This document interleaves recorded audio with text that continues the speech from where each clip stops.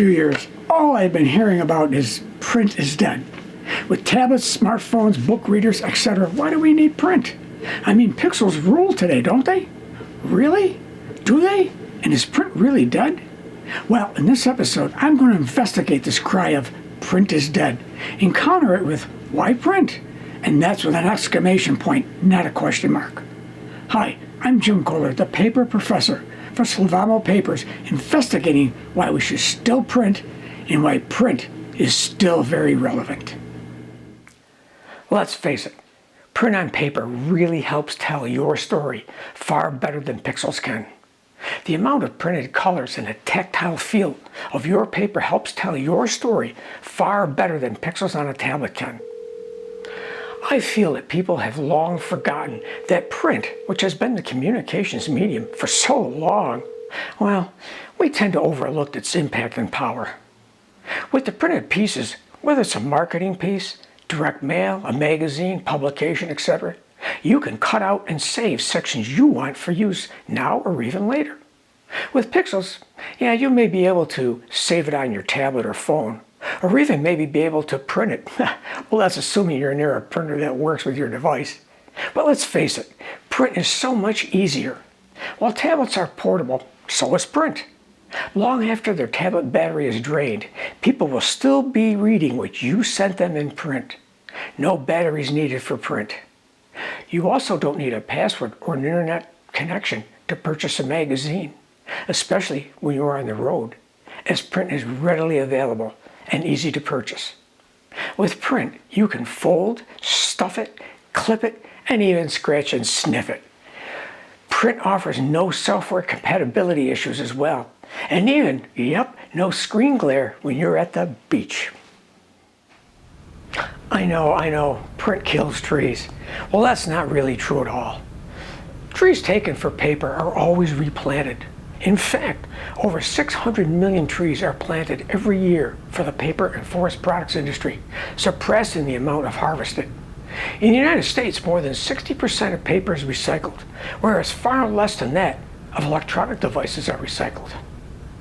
I'll cover the tree or the forest issue in another IPIQ episode that I think you won't want to miss. Okay, let me get back to why print.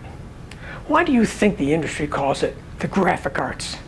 Well, that's because print is beautiful, and printers today continue to consider every job they do a personal masterpiece, especially today with all the print technology available. Combine the beauty of the printing and the availability of great papers such as X and opaque, which provide the tactile feel, and then while viewing the printed piece, it comes alive. I've seen companies try to do a marketing campaign using pixels, meaning the internet, social media, etc. But it really doesn't work that well. Now, this is where print really shines and outperforms pixels. Okay, so a company wants to do a large marketing campaign. They choose print because print plays well with others. Well, so many companies try email blast, which, come on, people hate because we get so much of it.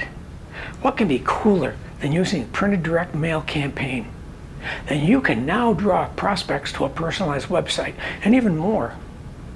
Even better, with the technology we have available today, for print you can use, say, QR codes, or even better, augmented reality in the printed piece to bring your message even more alive.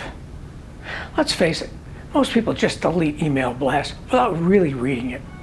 When you use print in your marketing campaigns, you're asking people to engage with your brand through all their senses.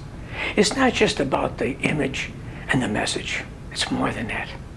There is that tactile component, paper, its weight, the way it feels on the fingers can help you tell your brand's or your message story.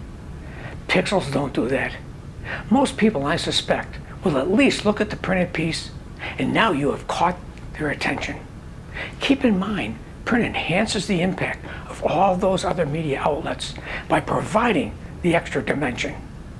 One that is warm, friendly, and inviting, especially when printed with color, eye-popping graphics on a great paper such as X and opaque. I recently did an IPIQ episode on augmented reality for print.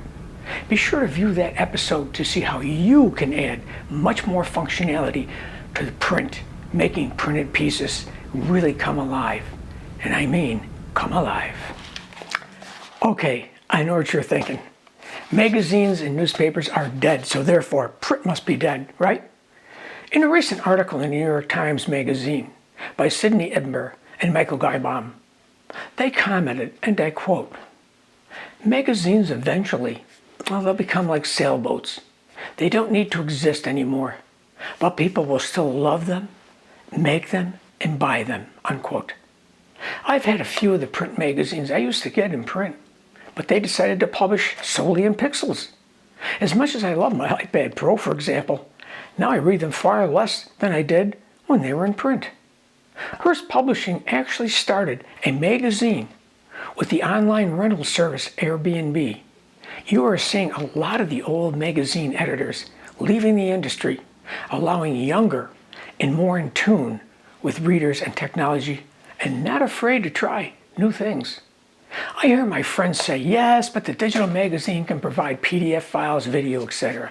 Well, now, printed magazines can do all that just as well with the use of augmented reality. Printed magazines now have a way to compete with digital magazines. And remember, you can fold, roll, and carry it anywhere. Magazine publishers are getting smarter as well.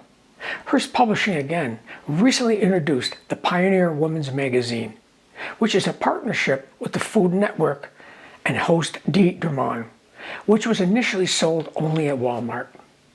As magazine publishers reinvent themselves, people, especially the younger, will realize how great print can be.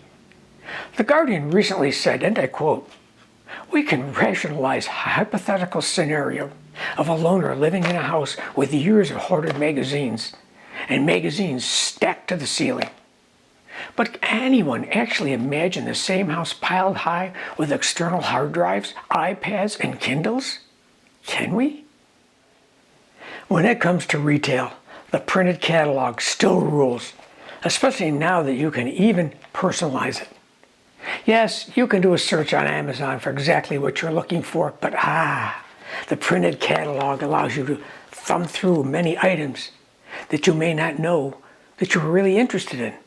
According to a ComScore survey based on 6,400 responses of online shoppers, online customers who received a printed catalog from any given retailer were nearly twice as likely to make an online purchase at that retailer's website. Ironically, I have done that several times. As an aviator, I purchased many aviation items online, but I used the printed catalog I received from that retailer to make my purchases. The printed catalog gives me lots of choices I didn't even know I wanted or existed. The printed catalog is still the best way to reach customers or potential customers. Pixels can't even come close. You know, the phrase "get it done on paper," especially on accent opaque, of course, has never been more meaningful. Having words and images that you can examine, hold in your hand, review, show to others, and keep in a safe place provides a degree of reassurance that no bit and byte medium can even match. Print is personal and still very meaningful. Well, I hope I've given you some insight as to why print with an exclamation point, not a question mark. If you haven't, don't forget to subscribe and click on the bell so you'll get notified of future episodes. Be sure to check out accentopaque.com, where you can obtain even more great paper and printing tips, as well as information on Accent Opaque.